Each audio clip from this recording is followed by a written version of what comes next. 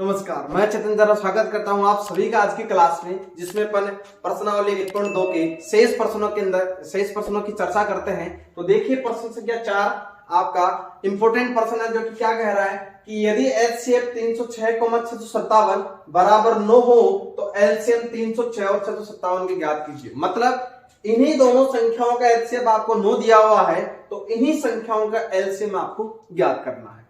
तो चलिए फॉर्मूला लिखते हैं। फॉर्मूला आपके पास में होता है a इंटू बी बराबर HCF इंटू LC। ठीक है, ये फॉर्मूला आपके पास में होता है। तो यहां पे a और b का काम कौन कर रहा है? 306 और 657। तो यहां पे लिखूंगा मैं 306 गुणा 657 बराबर HCF कितना है इनका? HCF कितना है? 9 है गुणा LCM कितना है? कुछ नहीं है, ज्ञात करना है। तो LCM की जगह पे LCM लिखेंगे। याद रखिएगा, इस वाले फॉर्मूले के अंदर 4 चीजें आप लोग निकाल सकते हो। कब? जब आपको 3 चीजें दी गई। यहां पे देखिए 306 757 मतलब 1 2 3 संख्या दी गई है, तो चौथी चीज मैं निकाल लूंगा इसका भाग लगा के। कोई भी 3 चीज आपको दे देगा और चौथी चीज निकलवाने के लिए बोल देगा, चाहे तो ये दोनों मान दे दे, बी का मान दे दे, ए का मान निकलवा ले। किसी भी टाइप से आपको पूछा जा सकता है। बहुत इंपॉर्टेंट आप लोगों का प्रश्न है, आप लोग इनके इसके भाई तो स्टार लगा सकते हो। ठीक है, अब यहां से देखना एलसीएम आपको ज्ञात करना है। तो मैं क्या करूंगा, यहां से लिखूंगा एलसीएम बराबर 306 गुणा 657 और इसके अंदर भाग कितने का लगाओगे आप लोग? 9 का। ऐसे ही करते हो। एलसीएम ऐसे कैसे? 9 का भाग इसके अंदर भाग लगाओगे। तो 9 से मैं इसको काट दूंगा। कितनी बार? 9 3 27 9 3 27 कितना बच गया आपके पास में? 3 बच गया। 9 चौक 36। तो एलसीएम बराबर कितना होगा? 34 गुणा 657। जब 34 को आप लोग 657 से गुणा करवाते हो तो आपके पास में निकल के आएगा एलसीएम बराबर, एलसीएम आएगा 2233 आपके पास में। ये आपका इसका एलसीएम निकल के आ गया है। उम्मीद है कि आपको प्रश्न समझ में आया होगा। चलिए अगले प्रश्न की तरफ बढ़ते हैं। चलिए, तो ये क्वेश्चन नंबर 5 की जांच कीजिए कि क्या किसी प्राकृत संख्या n के लिए संख्या 6 की पावर n अंक 0 पर समाप्त हो सकती है क्या? ऐसा अपन एक एग्जांपल कर चुके हैं, तो इसको करने में अपने को कोई भी जोर नहीं आने वाला है। तो देखिए क्या करूंगा, सबसे पहले 6 की पावर n, 6 की पावर n, जहां पे n एक प्राकृत संख्या है तो n के मान 1 2 3 डॉट डॉट डॉट अनंत तक चलेंगे। ठीक है, धनात्मक के चलेंगे, 1 से स्टार्ट होंगे। अब आपको बताना है कि 6 की पावर n, क्या n का मान ऐसा कोई रख लूं जिसको खोलने पर ये जो 6 संख्या है ये 0 के ऊपर समाप्त हो जाए? बोले तो 6 की पावर 1 आपके पास में 6 आ गया, 6 की पावर 2 का मतलब आपके पास में 36 आ गया। इसी तरीके से पावर रखता जाऊंगा और आपको बताना है कि ऐसा कौन सा मान रखें इसी 6 के ऊपर ताकि उसका इकाई का जो अंक है वो 0 आ जाए। उसका इकाई का अंक 0 आती है वो शून्य के ऊपर समाप्त हो जाएगी। जैसे यहाँ पे मान लो 620 वगैरह, मतलब किसी पावर को खोलूं तो 620 अगर ऐसा कुछ भी आ जाए, मतलब इकाई का अंक कितना आ जाए आपके पास में? 0, तो वह शून्य के ऊपर समाप्त हो जाएगी। ये आपको चेक करना है। ठीक है, अब ध्यान से समझना, मैंने आपको इसके पहले वाले वीडियो के अंदर अच्छे से समझाया था इसको डिटेल में लेके। अब आपको क्या करना है, 6 की पावर n है तो अपने को क्या करना है, इस 6 की पावर n, 6 की पावर n के अपने को टुकड़े करने हैं। तो 6 की पावर n के 2 के इस 6 के टुकड़े करूंगा तो 2 गुणा 3 की पावर n बनेगा। अच्छा, छोटा सा नंबर है तो ऐसे गुणनखंड करने की कोई आवश्यकता नहीं है। आप सीधे से जानते हो कि 2 गुणा 3 इसका गुणनखंड बनेगा। तो 2 गुणा 3 की पावर n यहां पे है तो अपन लिखेंगे क्या कि अगर कोई संख्या शून्य पर समाप्त होती है, अगर कोई संख्या शून्य पर समाप्त होती है, समाप्ति होती है तो उसके गुणनखंड 2 गुणा 5 के रूप में होंगे, 2 गुणा 5 के रूप में होंगे।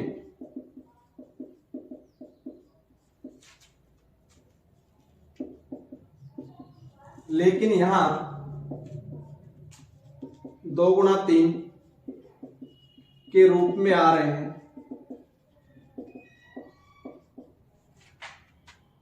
तथा 5 यहां अनुपस्थित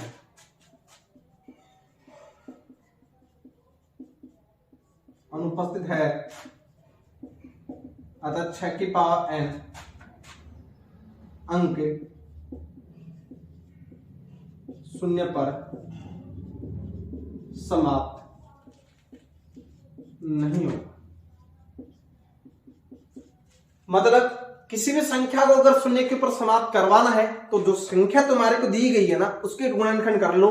अगर उसके गुणनखंड 2 गुना 5 के रूप में बढ़ रहे हैं, 2 गुना 5 तो आना ही चाहिए, इनके अलावा कोई भी संख्या है अपने को कोई फर्क नहीं पड़ने वाला है, लेकिन कम से कम 1, 2 और 1, 5 आपका आना ही चाहिए, तभी जाके वो संख्या शून्य के ऊपर समाप्त बनेगी और अन्यथा नहीं बनेगी। जैसे ये वाली जो संख्या है अगर इसके टुकड़े 2 गुना 5 के रूप में बनते तो ये शून्य के ऊपर समाप्त हो जाती, लेकिन ये शून्य के ऊपर समाप्त नहीं होगी क्योंकि 2 गुना 3 के रूप में बढ़ रही है, इस वजह से नहीं हो पाएगी।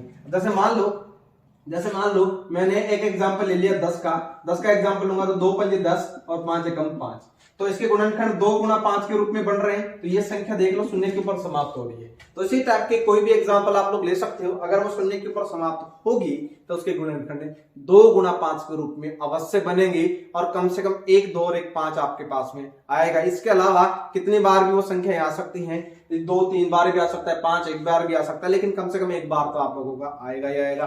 उम्मीद है कि ये वाला प्रश्न आपको समझ में आया। तो ये क्वेश्चन है आपका कि व्याख्या कीजिए कि 7 गुना 11 गुना 13 प्लस 13 और 7 गुना 6 गुना 5 गुना 4 गुना 3 गुना 2 गुना 1 प्लस 5 भाज्य संख्याएं क्यों है। अब मैं इस वाले प्रश्न को बताने वाले बहुत अलग अलग तरीके से बताएंगे, इसका सस्ता सा आप लोगों के पास में जो इसका तरीका है वो ध्यान से समझना। अगर कोई संख्या भाज्य बनेगी तो कैसे बनती है, जैसे मान लो मेरे पास 6 कोई संख्या है, अगर मैं इसके गुणनखंड कर दूं, अगर मैं इसके गुणनखंड करता हूं तो गुणनखंड मेरे पास आएंगे 2 गुना 3, ये वाली बात पता है। तो जैसे ही इस गुणनखंड के अंदर 2 गुना 3 आया तो इस संख्या के अंदर 2 का भाग भी जा सकता है, इस संख्या के अंदर 2 का भाग भी चला जाएगा और इस संख्या के अंदर 3 का भाग भी चला जाएगा। क्यों? क्योंकि इस संख्या के जो गुणनखंड है 2 और 3 के रूप में आ रहे हैं, मतलब जिसके गुणनखंड जितने रूप में बन रहे हैं वह उतनी से आप लोगों की भाज्य होती है। तो यहां से ये वाली जो 6 संख्या है ये 2 से भी भाज्य है और ये वाली 6 संख्या आपकी 3 से भी भाज्य है। बात समझ में आ रही है? अब देखिए इससे आगे मैंने जैसे बोला 15 के गुणनखंड कितने बनेंगे, 3 गुना 5। अगर गुणनखंड के अंदर 3 गुना 5 आ रहा है तो जितने गुणनखंड के अंदर संख्या आ रही है उतने से वह संख्या भाजित होती है, तो ये संख्या 3 से विभाजित होगी और ये संख्या आपकी क्या होगी, 5 से विभाजित होगी। बात समझ में आ रही है ना? तो ये वाली संख्या आपको बतानी है कि इस संख्या के अंदर गुणनखंड क्या आ रहा है क्या नहीं आ रहा है, तो उसी हिसाब से आप लोगों को बताना है। जैसे मैंने एक एग्जांपल इसी का मैं और लेके आप लोगों को समझाता हूं। जैसे मैंने लिखा 6 गुना 15, 6 गुना 15 मैंने लिखा है, बहुत ध्यान से समझने वाली बात है। 6 गुना 15 या फिर इसकी जगह पे मैं प्लस का चिन्ह ले लेता हूँ, इसकी जगह पे प्लस का चिन्ह मैंने ले लिया। अब मैं आपको बोल रहा हूं बताइए ये वाली जो संख्या है भाज्य संख्या है या नहीं है, तो ध्यान से समझो। सबसे पहले दी गई संख्या को आपको भाज्य गुणनखंड करना है, तो इसके भाज्य गुणनखंड होगी 2 गुना 3 प्लस इसके भाज्य गुणनखंड होगी 3 गुना 5। अब आप लोग देखिए इन दोनों में से कॉमन क्या आ रहा है, इन दोनों में से कॉमन आया 3, तो यहां से लिखूंगा 2 प्लस आपके पास में कितना बन गया है 5। बात समझ में आ रही है ना? तो इसका जो गुणनखंड है 3 तो ऐसे कैसे, और इधर आया 5 और 2 कितने हो गए 7, ठीक है, 5 और 2 कितने हो गए आपके पास में 7, तो इसको मैं लिख सकता हूं 3 गुना 7। अब ये वाली जो संख्या है 3 और 7 के फॉर्म में बन रही है, मतलब ये संख्या आपकी 3 से विभाजित होगी और ये संख्या आपकी 7 से विभाजित होगी। ठीक उसी तरीके से इस वाली संख्या को आपको बताना है कि ये वाली इस वाले फॉर्म के अंदर बन जाती है तो ये भाज्य संख्या हो जाएगी, अदरवाइज ये वाली भाज्य संख्या नहीं होगी। चलिए ये वाला जो प्रश्न है क्या कहता है, ध्यान से समझते जाना। जैसे ये 7 गुना 11 गुना 13 गुना 3 आप लोगों के पास में, इसको अपन बनाते हैं किस प्रकार से आता है। देखो 7 गुना 11 गुना 13 प्लस 13 इस वाले फॉर्म में बना, तो इसमें से कॉमन उठाओ, क्या कॉमन आ रहा है, 13 कॉमन देखता हूं तो 13 इसमें भी है इसमें भी है, तो यहां से लिखा जाएगा 7 गुना 11, यहां से तो 7 गुना 11 क्योंकि 13 तो बाहर निकल गया है, प्लस कैसा 13 या 12 आ गया तो यहां भी बचा कितना, अब इसको लिखूंगा 13 11 7 77 और कितना हो गया 78, तो मैं इसको थोड़ा सा और लिखूंगा तो यहां से हो गया 13 गुना 78। बात समझ में आ रही है? तो ये जो संख्या है कितने से भाजित हो रही है आप लोगों की? 13 से भाजित हो रही है, क्योंकि इसका एक गुणनखंड 13 बन रहा है। जैसे कि मैंने ये वाला समझाया था, 6 के गुणनखंड होते हैं 2 गुणा 3, तो ये जो 6 संख्या होती है ये 2 से विभाजित होती है, 3 से विभाजित होती है। जितने इसके गुणनखंड बनेंगे उतने से वो विभाजित होगी। तो ये 13 और 78 है। इसका मतलब इस वाली संख्या जो भी गुणा के रूप में लिखी जाएगी वो 13 से भी विभाजित होगी और आपके 78 से भी विभाजित होगी। अब बात करते हैं इस वाले की। 7 गुणा 6 गुणा 5 गुणा 4 गुणा 3 गुणा 2 गुणा 1 प्लस आपका 5। बताइए इन सभी के अंदर से कॉमन क्या आ रहा है? इन सभी के अंदर से कॉमन आ रहा है मेरे पास 5 मुझे नजर आ रहा है। तो 7 गुणा 6 गुणा 4 गुणा 3 गुणा 2 गुणा 1 प्लस आपका 5 बाहर निकल गया तो 5 यहां से तो हट जाएगा और 5 बाहर कॉमन आएगा तो यहां से कितना बच जाएगा? 1 बच जाएगा। 5 और इन सभी को यहां से यहां तक का गुणा करता हूं तो 1008 आता है और प्लस यहां से आपका आ जाएगा 1। ठीक है, फिर 5, फिर ये 1008 और 1 कितना हो गया आपके पास में? 1009 आपके पास में बन चुका है। तो यहां से मैं बोल सकता हूं इस वाली संख्या के अंदर 5 गुणा 1009 आ रहा है। इसका मतलब ये संख्या जो है आपकी 5 से भी विभाजित होगी और ये वाली संख्या आपकी 1009 से भी विभाजित होगी। मतलब गुणनखंड के रूप में जो टुकड़ों के रूप में लिखा जा रहा है उन संख्याओं का उसमें भाग जाता है। इसमें 1009 का भी भाग जाएगा और 5 का भी भाग जाएगा। तो 13 गुणा 78 मतलब 13 का भाग जाएगा, 78 का भी भाग जाएगा। तो आप लोग इसको बोल सकते हो कि ये संख्याएं गुणनखंड के रूप में लिखी जा रही हैं, अतः ये संख्याएं भाजित होंगी। तो यहां से लिख देना, अतः यह संख्याएं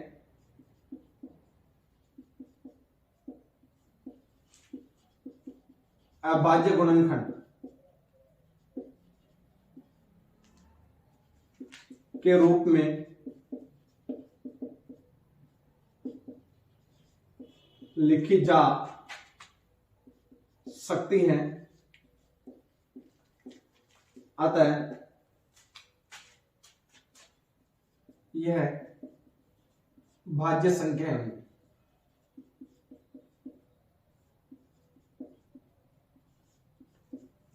ठीक है, इस प्रकार से इस प्रश्न को लिखना है। उम्मीद है कि यहां तक बात आपको समझ में आई होगी। चलिए अगले प्रश्न की तरफ अपन बढ़ते हैं। तो चलिए प्रश्नावली के अंतिम प्रश्न की तरफ अपन बढ़ते हैं कि किसी खेल के मैदान के चारों ओर एक वर्गाकार पथ है। इस मैदान का एक चक्कर लगाने में सोनिया को 18 मिनट लगते हैं, जबकि इसी मैदान का एक चक्कर लगाने में रवि को 12 मिनट का समय लगता है। मान लीजिए कि वे दोनों एक ही स्थान और एक ही समय पर चलना प्रारंभ करके एक ही दिशा में चलते हैं, तो कितने समय बाद पुनः प्रारंभिक स्थान पर वो मिलते हैं, ये आप लोगों को निकालना है। और सबसे बड़ी बात ये यहाँ पे ये रहती है कि सर इसका एचसीएफ निकालेंगे कि एलसीएम निकालेंगे। तो आइए पहले इसका थोड़ा सा अपन बेसिक समझते हैं कि पर्सन कहना क्या चाह रहा है। जैसे मान लो कि ये आप लोगों के पास में एक वर्ताकार पथ हो गया, ये एक वर्ताकार पथ हो गया। जैसे मान लो कि अनुप्रिया ये सोनिया और जो रवि है, सोनिया और आपका रवि जो है एक ही स्थान यहां से चलना प्रारंभ करते हैं, एक ही दिशा के अंदर चलना प्रारंभ करते हैं। तो सोनिया को तो लगते हैं 18 मिनट और रवि को लगते हैं 12 मिनट। सोनिया धीरे धीरे चलेगी और रवि थोड़ा सा फास्ट चलेगा। तो जब सोनिया ऐसे ही चलेगी, यहां से यहां तक यहां चलेगी, तो रवि 12 मिनट में पहुंचेगा, सोनिया 18 मिनट में पहुंचती है। तो जब तक सोनिया जैसे मान लो यहां तक आएगी, तब तक तो रवि एक चक्कर लगा चुका होगा, क्योंकि रवि फास्ट चल रहा है, सोनिया आप लोग धीरे चला रही है। ठीक है, तो बोल रहा है कि ऐसे कितने चक्कर वो लगा देंगे, ताकि सोनिया और रवि जो है प्रारंभिक स्थान पर आपस में मिल जाए। बात समझ में आ रही है? मतलब रवि आपका फास्ट चल रहा है, सोनिया आपकी धीरे चल रही है। अब सोनिया चलती धीरे धीरे है, रवि आपका फास्ट चल रहा है, तो रवि तो 12 मिनट में ही एक चक्कर पूरा कर लेगा, तो 18 मिनट में सोनिया चक्कर पूरा करेगी। मतलब सोनिया जब आप लोगों की यहाँ पे पहुंचेगी, तब तक रवि आप लोगों का यहाँ तक पहुंच चुका होगा, क्योंकि रवि 12 मिनट का समय ले रहा है और सोनिया आपकी 18 मिनट का समय ले रही है। तो देखिए एक बार आप लोग छोड़ दीजिए कि आपको एलसीएम निकालना है कि एचसीएफ निकालना है। चलिए मैं एक बार इसके भाज्य गुणनखंड करता हूं दोनों की, क्योंकि प्रश्नावली आप लोगों की एचसीएफ और एलसीएम निकल रही है। तो एक दो प्रश्नों के अंदर आप लोगों की झंझट रहता है कि सर इसमें एचसीएफ निकलेगा कि एलसीएम। तो इससे पहले वाले सभी प्रश्नों के अंदर मैंने इनका तोड़ समझा है। अभी देखिए इस वाले प्रश्न का भी तोड़ आप लोगों के सामने है, किस प्रकार से आप लोग इसको पहचानोगे कि एचसीएफ निकलेगा कि एलसीएम। ध्यान से समझना। सबसे पहले जो ये जो सोनिया है और रवि है, इसके गुणनखंड आप लोगों को करने हैं। देखो इसको मिल रहे हैं 12 मिनट, तो 12 के टुकड़े करो, 2 6 12, 2 3 6, 3 एकम 3, ठीक है।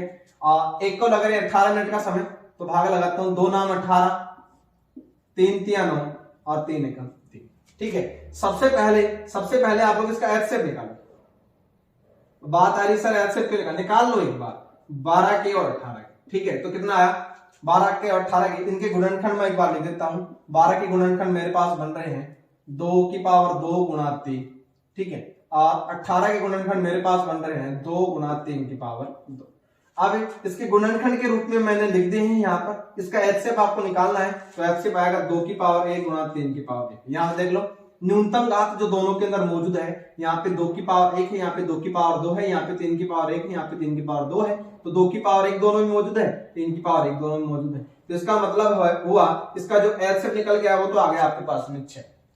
अब इसका एलसीएम निकालते हैं, एलसीएम निकालो 12 और 18 का, ठीक है। 12 और 18 का एलसीएम निकाला तो अधिकतम पावर जो दोनों के अंदर मौजूद हो या चाहे नहीं हो, लेकिन एक में मौजूद आपकी होनी चाहिए। तो यहाँ पे 2 की पावर 2 अधिकतम है और 3 की पावर 2 अधिकतम है। तो यहां से निकाला 2 की पावर 2 का मतलब 4 और 3 की पावर 2 का मतलब आपका 9। तो यहां से हुआ आपके 36 मिनट। कितना हुआ 36 मिनट। और यहां पे आया आप लोगों के पास में 6 मिनट, ठीक है। अब ध्यान से समझना, अब ध्यान से यहाँ पे समझने वाली बात ये है कि सर आपने तो एचसीएफ और एलसीएम दोनों निकाल दिए। अब देखो कौन सी चीज आप लोगों को निकालनी पड़ेगी इस वाले प्रश्न, ध्यान से सुनिए। अब एचसीएफ मैंने निकाला 6 मिनट, एलसीएम निकाला मैंने 36 मिनट। अब इन दोनों में से आंसर कौन सा सही होगा ये पहचान। देखो अगर मैं इसका एलसीएम निकालता हूं तो 36 मिनट आप लोगों के आ रहे हैं, और अगर मैं एचसीएम निकाल रहा हूं तो इसमें 6 मिनट आ रहे हैं। तो ध्यान से समझना 6 मिनट, चूंकि सोनिया को लग रही है 18 मिनट और रवि को लग रहे हैं 12 मिनट। जब 6 मिनट आएंगी, रवि 12 मिनट में ले रहा है, तो आपका जो रवि जो है तकरीबन यहां पहुंच जाएगा। तकरीबन जैसे मान लो 12 मिनट ले रहा है, तो आपका जो रवि है टोटल में 12 मिनट ले रहा है, तो आधे में मैं यहां से यहां तक के अंदर मैं आपका इसका 6 मिनट मान सकता हूं कि ये 6 मिनट के अंदर आधा कवर कर लेगा, 6 मिनट, ठीक है। ये इस वाले के मैं समझा रहा हूं। और सोनिया 18 मिनट लेती है, तो जैसे मान लो 18 मिनट लेती है, तो यहां तक वो कितनी दूरी तय कर लेगी, यहां तक वो 9 मिनट में दूरी तय करेगी। कितनी दूरी, 9 मिनट के अंदर। तो जरा मुझे बताओ 6 मिनट के अगर मैं हिसाब से लूं तो रवि आपका आएगा यहां पर, और सोनिया लेगी यहां पर 9 मिनट, और रवि लेगा आपका 6 मिनट यहां पे। मतलब 9 मिनट के अंदर तकरीबन मैं मान सकता हूं सोनिया आपकी यहां पहुंच जाए। सोनिया आपकी पहुंचेगी यहां 9 मिनट में। 9 मिनट में सोनिया आपकी यहां पहुंचेगी, 6 मिनट में आपकी 6 मिनट के अंदर रवि आप लोगों का यहां पहुंच जाएगा।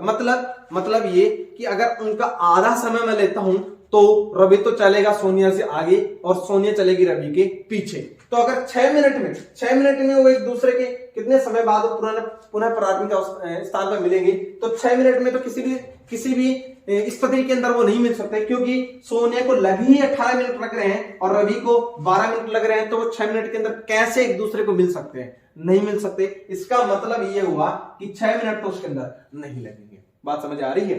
अरे 6 मिनट मैंने निकाला एचसीएफ, तो सोनिया को लग ही 18 मिनट लग रहे हैं और रवि को 12 मिनट लग रहे हैं, तो 6 मिनट के ऊपर वो कैसे मिल सकते हैं एक दूसरे से, क्योंकि रवि फास्ट चल रहा है, सोनिया आपकी धीरे चल रही है, तो एक दूसरे के कहीं पे भी वो एक दूसरे को नहीं मिलेंगे। लेकिन जब मैं 36 मिनट लेता हूं, जब मैं इसका 36 मिनट लेता हूं, तो देखना रवि 12 मिनट का समय लेता है चक्कर में, और सोनिया लेती है आप लोगों की 18 मिनट का चक्कर। तो यहां से रवि आप लोगों का एक चक्कर लगा देगा तो 12 मिनट, फिर दूसरा चक्कर लगा देगा तो 24 मिनट, तीसरा चक्कर लगा देगा तो 36 मिनट, ठीक है। फिर सोनिया की बात करता हूं, ये तो हो गई रवि की। अब लेता हूं सोनिया की बात। सोनिया एक चक्कर लगाएगी 18 मिनट लेगी, दूसरा चक्कर लगा लेगी तो कितना मिनट ले लेगी, 36 मिनट। मतलब ये कि जब तक सोनिया एक चक्कर लगा के दूसरा चक्कर यहां पे आएगी, तब वो 36 मिनट समय ले लेगी, 36 मिनट का समय ले लेगी, और तब तक आपका जो रवि है 3 चक्कर लगा चुका होगा, जब तक कि सोनिया ने 2 ही चक्कर लगाए होंगे। बात समझ आ रही है? तो इस प्रश्न को ऐसे समझना कि रवि आप लोगों का 3 चक्कर लगा लेगा और सोनिया आपकी 2 चक्कर लगा लेगी, या फिर ऐसे भी बोल सकते हो आप लोग एक तरफ 12 का पारा लिख दो, 12 × 12 12 × 24 12 × 36 12 × 48, एक बार 18 का लिख लो, 18 × 18 18 × 36 18 × 54। तो कितने कौन सा टाइम पीरियड आप लोगों को आ रहा है? 36 दोनों के अंदर बराबर बराबर आ रहा है। तो यहां से लिख सकते हो कि जो सोनिया और जो रवि है वो आपके 36 मिनट के ऊपर एक दूसरे को मिल लेंगे, क्योंकि रवि आपका चल रहा है फास्ट और सोनिया चल रही है आपकी धीरे। जब तक आपकी सोनिया 2 चक्कर लगा के रुकेगी तब तक रवि आप लोगों का जो है 3 चक्कर लगा चुका होगा। अतः वह जो समय है जहां पे एक दूसरे के ऊपर वो प्रारंभिक स्थान के ऊपर मिलेंगे वो आपका होगा 36 मिनट के ऊपर, क्योंकि आपकी जो सोनिया 2 चक्कर लगा लेगी और रवि आपका 3 चक्कर लगा चुका होगा। उम्मीद है कि यहां तक आपको प्रश्न सारे समझ में आए होंगे। अगर आप लोग चैनल के ऊपर पहली बार ही विजिट कर रहे हैं तो चैनल को सब्सक्राइब जरूर कर लेना, क्योंकि सब्सक्राइब लाइक हमारे लिए और लॉजिक्स वाली क्लास आप लोगों के लिए। उम्मीद है कि यहाँ तक बात आपको अच्छे से समझ में आ गई होगी। अगर आप लोगों ने सारे वीडियो अच्छे से देख रहे हैं तो मैं बता रहा हूं, मैं तो आपके खून में भर दूंगा अगर आप लोगों ने वीडियो अच्छे से देख रहे हैं तो अगर वीडियो आपको पसंद आ रहा है तो लाइक जरूर करिएगा। अगले प्रश्नावली की चर्चा अगले वाले वीडियो के अंदर करते हैं। तब तक के लिए धन्यवाद, शुक्रिया।